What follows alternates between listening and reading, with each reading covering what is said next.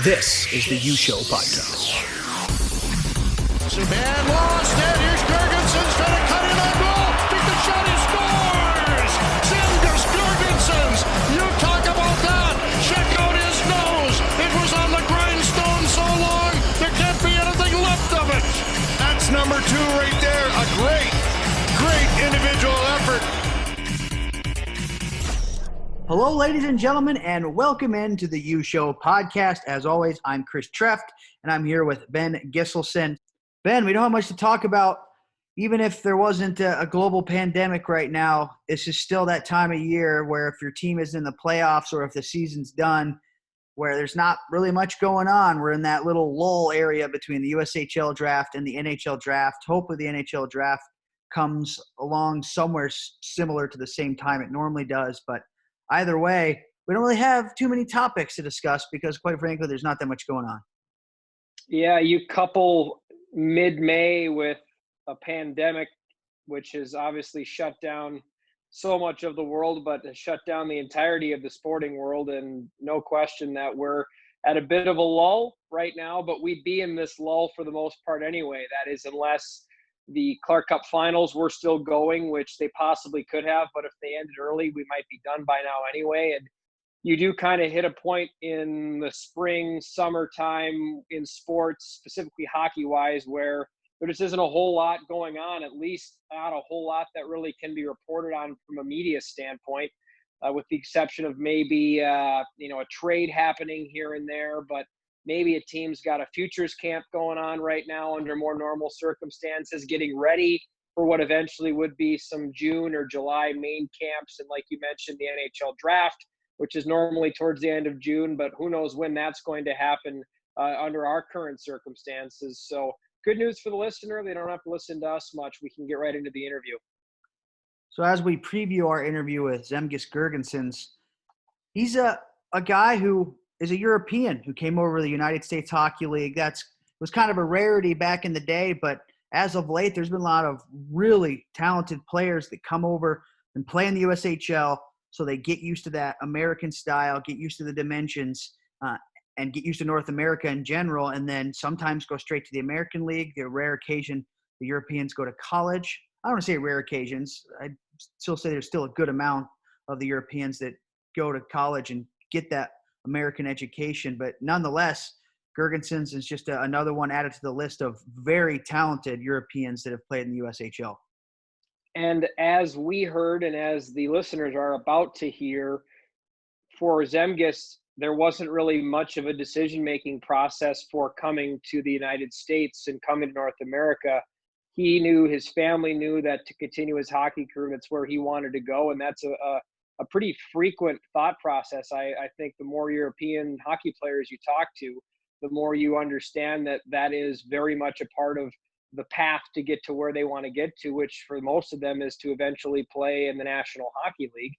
And so, you think about Zemgus Girgensons, guys like Thomas Vanek come up in my mind from Sioux Falls, then the U of M, and then, of course, an incredible NHL career. I should say the University of Minnesota, as I've learned once I got out of Minnesota. The U of M could be, well, anything for that matter, but I have gotten into some arguments with some Michigan buddies about what is the U of M. So you have the University of Minnesota with Vanek, but then to your point, Chris, even more recently, obviously Ellie Tolvanen, now with the Nashville Predators, but was with Sioux City on that tremendous team in 2017. I think about guys that I got to call some games for, Andrei Svechnikov, lighting it up in Carolina. I remember Vlad Firstov last year from Waterloo, who was drafted by the Minnesota Wild. He had an incredible rookie season with the Blackhawks. So I don't know if you want to call it a pipeline, but there's no question that the European influence in the USHL is very strong. And you'll see year in, year out, extremely talented players coming from Sweden, Russia, Finland, Latvia for the case of Zemgus, and plenty of other countries in Europe. I think, too, they'll choose the USHL because it's world-renowned. It's probably one of the toughest junior leagues to play in. Nothing, obviously, against all the other junior leagues, but the USHL, low scoring, defensive style of game, physical, as opposed to the high scoring run and gun. These Europeans know how to run and gun, so maybe they choose the USHL to get used to North America because the NHL is more of that style. It's, changing at the moment to becoming more high scoring and run and gun, but it's a tough league to play in, and the Europeans are being told to come to the USHL just so they get used to that North American style, which is a little more prevalent in our league as opposed to others. And Zemgus talks about that too, and the tutelage that he got when he was playing under Jim Montgomery in Dubuque, and that was one of the areas that Zemgus definitely knew he needed to work on. And I think, to his credit, he talks about how that was one of the areas he started actually excelling in, was the defensive side of the game. So I think that's enough lead up for now. We'll let Zemgus tell the rest of his stories. We don't want to do the whole interview for him because Lord knows that he's a lot more interesting than we are. He was also joined by his teammate. We had a surprise for him, Luke Curadi, the Curadi kid coming in. And I was talking about how he used to defend Zemgus and allow him to run around and hit some people, because then you had big Luke walking up right behind him. So it's a fun interview. And like you said, we surprised him with Luke, who popped in the middle of the interview. So it's a fun one. So let's get to it. Zemgus Girgensons and Luke Curadi. Joining us now on the U Show podcast, the current forward for the Buffalo Sabres, the former Clark Cup champion with the Dubuque Fighting Saints, and the man with perhaps the most entertaining name to say in the National Hockey League, Zemgus Girgensons. How we doing, Zemgus? Pretty good. Just, being quarantined at home pretty much like everyone else. So enjoying some time at home. How's it been in this time off? I know a lot of guys, that it's frustrating to not be able to play right now, but you really want to find a silver lining in all of this. And a lot of guys have said they're spending a lot of time with family. They're getting some downtime. For you, what have you been up to? And have you been getting creative with any workouts or anything like that? It's been we've been at home like everyone else, and mostly we've been doing just house stuff, me and my wife, spending time together. We usually get a lot of time together anyways, so it's not much different than normal for us. But we've been doing a lot of house projects. We built a new house in Pittsburgh, so we had a ton of stuff to do here at home. Zemgus, Chris brought up your name, and my last name, Gislason, not nearly as complicated as Girgensons, but I'm curious, in your time of playing hockey, how have you heard it butchered? Are there any that stands out to you that you think back and laugh on how someone tried to tackle your last name? I think it still gets butchered a lot. I think my first year when I was in Dubuque, I kind of tried to tell people the proper way, and then at some point I kind of gave up. I was like, people can say it the way they want to say it. Have we gotten it right so far? Oh, yeah, you guys are doing good. All right, good. Perfect. All right, Perfect. 1 for 1. Chalk it up. Let's start with Latvia. For me, you think about Latvian hockey, and there have been some players that have come out of Latvia, yourself included, that have really made some names for themselves. Who were the guys growing up for you that you looked at and said, I want to follow that path? Was it Sandis Ozolinsh, Sergei Zholtak? Kind of who were those guys for you? Growing up, I didn't watch too much hockey, but Sandis Ozolinsh and I know Artur Zerbe is a goalie, but those are kind of two guys that you're kind of like, wow, I want to be like them, So you make the decision to come here before you entered into the USHL to play out in some Eastern Junior Leagues before you made your way to Dubuque. What was that decision process like for you and your family? The first time going to the Eastern Junior Hockey League, that was kind of shot in the dark. I didn't know where I was going. That was just kind of good opportunity, and me and my family just said, let's take it. And then I felt like the decision when it came down to Dubuque, first thing my agent reached out to me about it, and the next thing I talked to Jim Montgomery, and I think after talking to him, it was pretty clear that that's where I wanted to go. Why the USHL? You had an opportunity in the WHL with Kelowna. You were a first-round pick there. You also could have gone to the KHL in Russia. You were a second-round pick of CSKA Moscow. Why the USHL?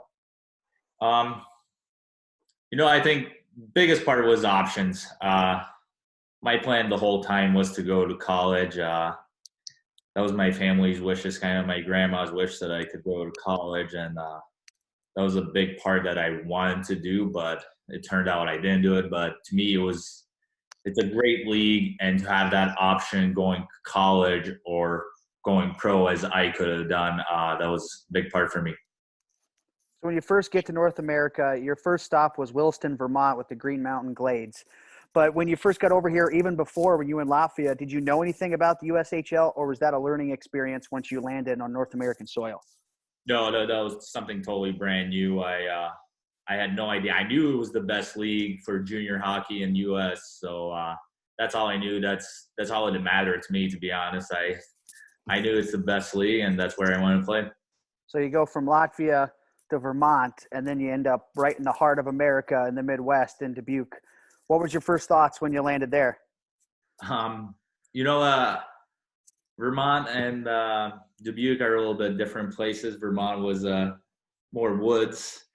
Dubuque was more fields, but it's a little city, and it's good. We had good fans. You can focus on the hockey there. We had a good team, so I think just being part of those teams was the most fun of it all.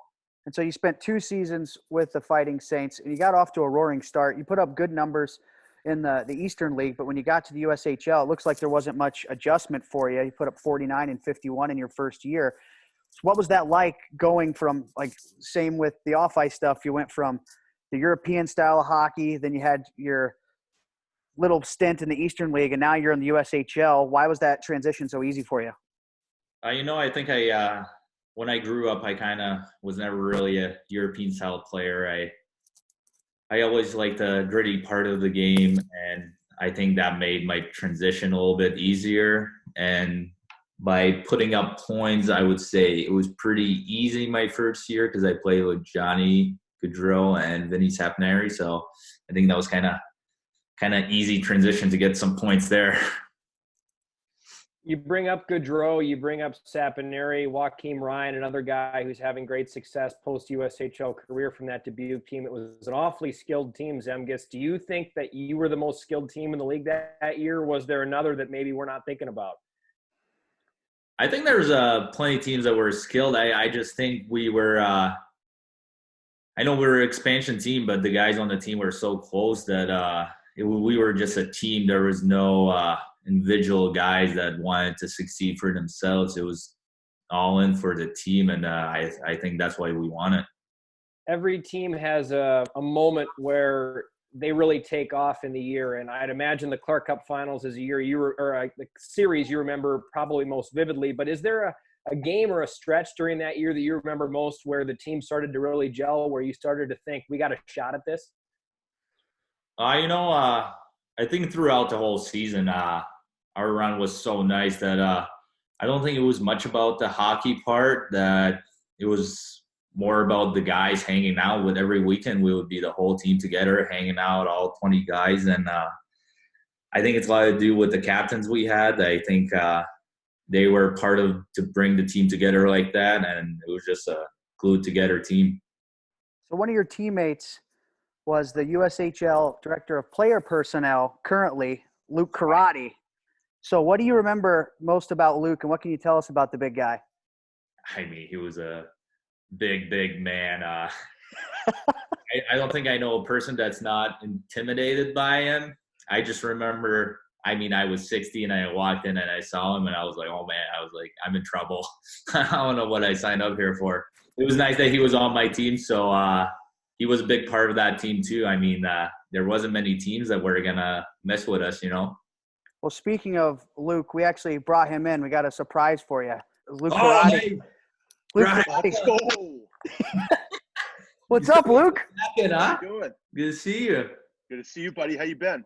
Good. How are you doing? I'm doing good. Are you in Buff? No, we're in Pittsburgh. We built a house here with my wife, so Yeah, that's great. That's great. Awesome. life's moving fast. Yeah, no kidding. Grown up now. I know. Yeah, we just I heard had to rep the set today. I know. I wish I could put something on. I got everything back in buff. Yeah. This is a little bit tighter than it was 10 years ago. So I don't know. for you, I don't know about The you. belly, maybe. Yeah, well, no, when I first met Z, he had the muscle definition of this pen right here in his arms, and then we showed him how to do bicep curls, and that's all he did for for like the entire season. Luke, what do you remember most about Zemgus when he got there? I'm sure it was a little strange having a European guy come into the locker room, but you being one of the leaders on that team, what do you remember most about a young Z? Probably He was right. Your hair. Would you say your hair? Yeah. Yeah, or that you were trucking kids that were 5 years older than you. Either one. He was a man at 16 years old. I remember like the camp that in like the main camp that we had. Like he was a man out there. Like physically, he was dialed in all the time. He didn't look like he was 16. He didn't play like he was 16. He didn't act like he was 16. When the season got started, all we just saw was like we knew he was going to make it. Like every single one of us. We had a couple guys on that team, obviously, Johnny, but like for Z, his work ethic was one of those things that we'd go home after leaving the rink and after a workout and practice, and he'd go back to his billet and work out for another 2 hours afterwards. So and just the type of person that he was, the willingness to get better. He didn't have any fear. We weren't surprised to see him go right from the USHL right to the American League, and he had success right away, and he's carved out a heck of a career. And it's just cool to look back that guys like myself got to play with him. Zemgus and Luke, I want to ask you both the same question. I don't care who starts their answer first, but is there an individual moment that both of you have in terms of a memory of each other? Is there a play Zemgus made from your standpoint, Luke, or a play that Luke made from your standpoint, Zemgus, during a game, or maybe even during practice that you remember most fondly? Or a fight from Luke? All right, for me, I don't know. My brain isn't that good. My memory's not that good, but I mean, I just remember him being a big guy, all like in the locker room. Like you look up to the guy, and like all I can remember is a big statue in the locker room and his voice. Yeah. Every day, he was present every day. Yeah. Well, I remember in playoffs against Sioux Falls, the overtime goal that that took us to the next level. I think that game in particular, that probably won us I think winning that game gave us the confidence to know that we were going to go all the way that year. So that was definitely one that I remember specifically for him. I scored that goal. Didn't you? I don't know. It wasn't me. Well, we know that. Yeah. Best places to eat in Dubuque. What are they? For me, it was probably my billet family. My billet mom was an unbelievable cook, so she cooked us every night a meal. She was a big part of the success for me and my roommate. I mean, we ate well every day, so that was we didn't really eat out, so we just got Jimmy John's usually in the high school when we did. So that was my two places where I went. Yeah, for me it was like you said with billets. They did a great job for me every single day. Sometimes after games we'd go to Catfish Charlie's right next door to the rink. He always took care of us and put out a pretty good spread for anyone who came over. Zemgus, in terms of the off-ice stuff in Dubuque, what was the biggest adjustment for you being a European guy and having to, like we talked about the Vermont and the cornfields of Dubuque, but what was the biggest adjustment from like a personal off-ice standpoint? I think I didn't go to high school in Vermont. I just did homeschooled from back home. But going to an actual high school in U.S., I think that was the biggest transition. It wasn't easy, and my roommate Yoki Ryan, I mean, he was pretty much the one that helped me all the time with that, with some homework and stuff. So I think that was the hardest part. Luke, how was his English when he first got there? Well, he was a quiet kid, but I mean, he had already been in the States for a little bit, so it wasn't, just like he was coming over, without any experience in our culture here in America. So it was fine. I mean, like I said, he was quiet, but I remember him and one of the goalies on our team, Jackson Tykerobe, just blaring rap music in the hotels whenever they could. So I'm sure that helped in some ways, but Yeah, no, I mean, he'd already been around, so there wasn't much of an adjustment for him from what I saw. Again, a question for both of you guys. There was a lot of players, I'm sure, that when they played Dubuque thought there were some scary players to play against, whether it be Luke from your physical stature or Zemgus from your skill stature, Johnny Gaudreau. But from your standpoint, who were players in that league that year that you knew if you were matching up against them on a regular shift, it was going to be a tough shift? To be honest, I'm as I said, I'm not good with the memory stuff. I remember Green Bay had a guy that was a scary guy. I think Luke took care of him usually. I wasn't in there to take care of him. Yeah, for me, I remember Cedar Rapids was, they kind of had our number most of the year. Jason Megna, who else? Justin Kovacs, Kason Homan, all guys who went on to have really good college careers. Green Bay, they were kind of built the same way that we were, in a sense of just like we competed so hard, and they were the same way. Ultimately, we saw them in the finals. Indiana, they had Blake Coleman, Daniel Tarasoff, Brian Ferlin. I mean, that year is just like there was. I think that was that was like the year that had broken the mold with the number of NHL draft picks that were playing in the league that season. But that every team had somebody who you had to be aware of that could hurt you. Jim Montgomery, head coach for you guys there in Dubuque, the hockey world aware of what he's working through and supporting him as best the hockey world can, and hoping to see him back in the NHL very soon. But as a coach, what kind of lasting impression did he have on both of your careers from that standpoint? Because the people we've talked to that have played for him so far have had nothing but great things to say about what he's done for their career. For me, I mean, Jim took my hockey level to the next level. He kind of built us into winners, to expect to win every time you step on the ice, and like the work you would put for him, like he didn't need to ask you to work hard. You just knew that you were going to do it for him. And I think for me that those 2 years with Jim was the biggest step in my hockey career that I could have had. Yeah, I ditto. Couldn't have said it any better. I can add that, he had a lot of patience for all the players. As long as he saw that you were given the right amount of work ethic, like he said, he knew mistakes were going to happen, and he worked with you through it. If you can pinpoint one thing from that Clark Cup championship run, one memory or anything like that, like what's first thing that comes to mind? I mean, to me, it's winning the whole thing. That time when we lifted the cup, I still look at the pictures back now, and I can remember that like yesterday. Us all being on the ice in the locker room. The games before that, those can fade away. Like that exact moment, us lifting the cup together, being in the locker room, being after celebrating together, that's something I don't think I'll ever forget. Luke, what about you? Just kind of the whole process of the season. We went into the year, we knew what we had, with guys like Z and Johnny and Vinny Saponari, Shane Suth. Like we had a bunch of guns on that team. We started the preseason not that great. I think we went 0-4 the entire preseason. Lost the first couple regular season games, and then once we won the first one, we just started clicking and firing on all cylinders. And then middle of the year, kind of had like another lull where we went through a bit of a slump. And by slump, I mean we probably went 500 over a stretch of maybe 7 or 8 games, 10 games, whatever it was.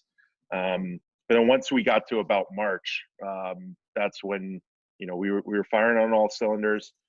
Everyone had confidence in each other that the other guy was going to do their job and you were going to do your job. And then like he said, lifting the Clark Cup over your head, that's just something that it won't ever leave you.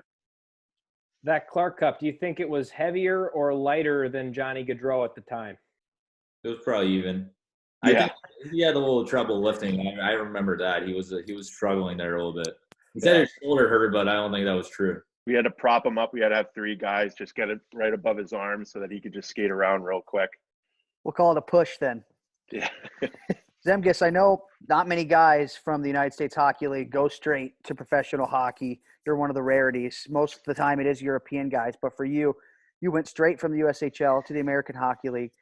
What was that like? Obviously, that's a huge transition. How did you make that work so quickly from going from playing boys to men instantly? I think it's part of the way Montgomery made us play, that gritty style of game, the work ethic. That's if you bring the same thing into the pro hockey, you'll succeed. And for me, the transition was, I think off ice was the hardest part. I don't think the hockey wise, it was too hard for me to be playing with men, but off ice, I think that's the biggest transition in pro hockey.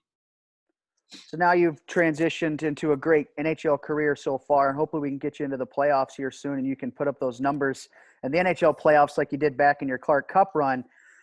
So that's soon to come here. But for you, when you play against your former teammates, when you play against guys that you played against in the USHL, do you still keep in touch with these guys? Do you go out to dinner when they're in town? What's that relationship like? People always say when you win a cup with a group of guys, you guys are a family forever. So do you still keep in touch with anybody? Yeah, the guys that are around the league, like Johnny, Yoki. I usually keep in touch. We've get some dinners. Yoki was my roommate, so we've been getting dinners every time he's in town or I'm in his town. But the other guy, Brooks Birch, he was working for a couple teams, so I used to hang out with him a little bit. So yeah, definitely I keep in touch with some guys. All right, Zemgus and Luke, thanks for joining us, and hopefully you liked your surprise, Zemgus, as we brought your old teammate on. But we really appreciate everything, how much class you represent the USHL with and your NHL career. We hope the best, and hopefully one day you can lift a Stanley Cup just like you did a Clark Cup. Nice, let's hope so. Thanks, gentlemen. Thank you. Thanks, guys. Good to see you, buddy. Same Perfect. Here. All right. Awesome. Thanks a lot, guys. As always, another big thanks to Zemgus for joining us and Luke Curadi for having some fun and showing off his stealthy nature and sneaking into the interview virtually. It was a nice job by Luke. Zemgus had no idea that was coming, so that was a fun moment. But another good one, Ben. First off, I wonder if anyone's ever called Luke Curadi stealthy before. A man of his stature and the old flaming long red hair that he used to sport when he was a player. I don't think he used the element of surprise to his advantage. He didn't need it when he needed to take somebody on. He could just step up and say, "Let's go." But you're right. That was my favorite part of the interview, just because I think about hockey teammates, and you think about how when you have great friends from even a small chapter of your life, like obviously Dubuque was for Zemgus, clearly you don't really lose any of that camaraderie that you had with that person, even if some years separate you. And it was clear to me when both of those guys started smirking and smiling and going back and forth when Luke first joined us, that it was fun for Zemgus to get that reconnection, and clearly fun for Luke as well. And I enjoy getting to see that, and that is what makes our world so special. So a big thank you to obviously Zemgus as well as Luke for taking time out of their day to jump in with us there, and then Chris Bandura of the Buffalo Sabres for setting that up. So looking ahead to next week, we have another, Wisconsin guy, but he plays in Minnesota, so you have that Minnesota tie-in. So try to fit something in with you on the Minnesota part for every show. But a guy who's actually never played in the USHL. He's not an alum. You're thinking, well, what the heck were you talking to this guy for? But he's probably the most USHL of any person that has never actually played in the USHL, because he's an owner of the Madison Capitals. He's an NHLer, and he probably would have played in the USHL because he played for the development program, but they were actually playing in the NA at the time. But Ryan Suter, obviously he's a big name in the sport of hockey, and he's done a lot for the USHL, and he really has made an impact on the league, bringing in the Capitals, being a part of that, and kind of really making Madison Capitals a part of the community in Madison too. So it's a pretty good interview just with all of that intangibles from a guy who's never even played in the league. It was a really interesting interview for me, Chris, because I'm always interested in ownership. And you have throughout junior hockey owners that are massively invested in their team, that care, that want to be at the rink as much as possible. And when I think about Ryan Suter, I would tend to have imagined he might have been a little bit more of almost kind of a figurehead type owner, the guy who obviously has Madison roots. The building is named after his father, who's a legend there, Bob Suter. But Ryan, despite having all of the time that he has to pour into being an elite NHL defenseman and all the travel, he's clearly made it evident, and this will be evident when you tune into this interview, that he wants to be as involved as he can. He tries to get to that arena a couple of times a season, which when you think about his season coexisting with the Madison Capitals season, how does he ever make that possible? And he knows this organization well. This isn't just my dad was involved, so I'll get my name involved. He clearly has a lot of stake in this game, and he cares about this organization. So that to me was the most intriguing part of it. And it was what you could tell that he really does know what's going on there. And it wasn't just he padded up on some stats before the interview so he could come in and impress us, right? I mean, he clearly has a big heartbeat and a pulse on what's going on there. So that to me was what stood out, and I really enjoyed this one. So I think the fans will too. Also, you could tell in the interview he has a lot of passion. They've had a couple tough years on the ice as of late, but I really think that's going to turn around just listening to him, because it's not like he hid from the fact that they weren't doing well as of late, but he talked to the fact that he wants to make it work, and they put a ton of money into the building. That's step one. Now they're going to turn the product around on the ice too. And talking to him and hearing what he had to say, like, it wouldn't surprise me if they do a full 180, even starting as early as next season. So it was a good interview and a different insight.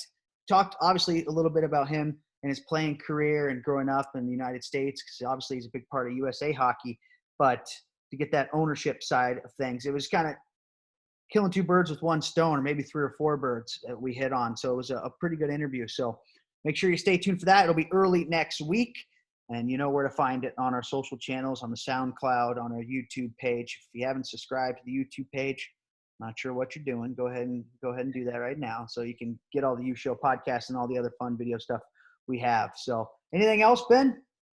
No, looking forward to next week. Hope the fans enjoyed Zemgus as we did. And I'll look forward to hearing your next editing masterpiece when we tune on next week. Awesome. So for Ben Gisselson and Zemgus Girgensons and Luke Curadi, I'm Chris Treft, and this was another edition of the U Show Podcast. This is the U Show Podcast.